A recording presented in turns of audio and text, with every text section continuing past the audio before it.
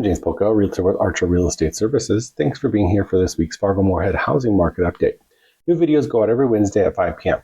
The data comes from Northstar MLS, filtered specifically for the Fargo Moorhead area through the Association of FMR. The numbers are grouped by days of the week and can be affected by timing or holidays, so always look more at the overall behavior than just one isolated number. If you're trying to decide whether now is the right time to buy or sell, this week continued to show a market that is active, but still fairly balanced compared to some of the faster stretches we've seen over the last few years. Over the last 7 days, there were 36 new listings, 7 pending contracts, 9 closed sales.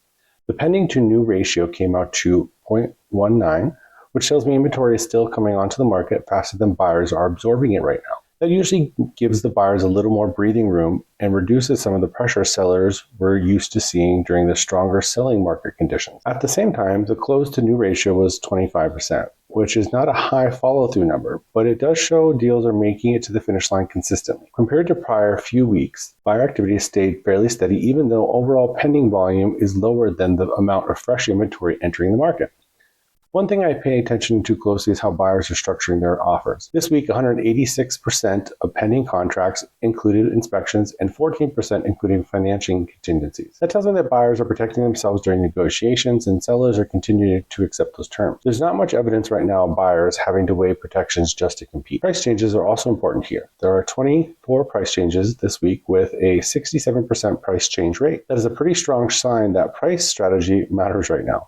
Sellers who enter the market too aggressively are still adjusting to stay competitive as more inventory becomes available. The market also stayed relatively stable in a few areas. There were only 2 expired listings and no withdrawn listings this week. Fall-through rate stayed at 14%, so we're not seeing a major increase in deals collapsing after going under contract. Net pending flow came in at a -2, which suggests inventory is building slightly faster than contracts are being written. It does not point to a stale market, but it does show buyers have a little more time and leverage compared to the tighter conditions. For buyers and sellers in the Fargo Moorhead housing market, this continues to look like a market where preparation, pricing, and timing matter more than urgency. This information is for general real estate education and should not be considered legal, financial, or specialized advice. Please consult a licensed professional for guidance specific to your situation. I'm James Poukka with Realtor Real Estate Services. Stay curious, stay inspired, and I'll see you next week.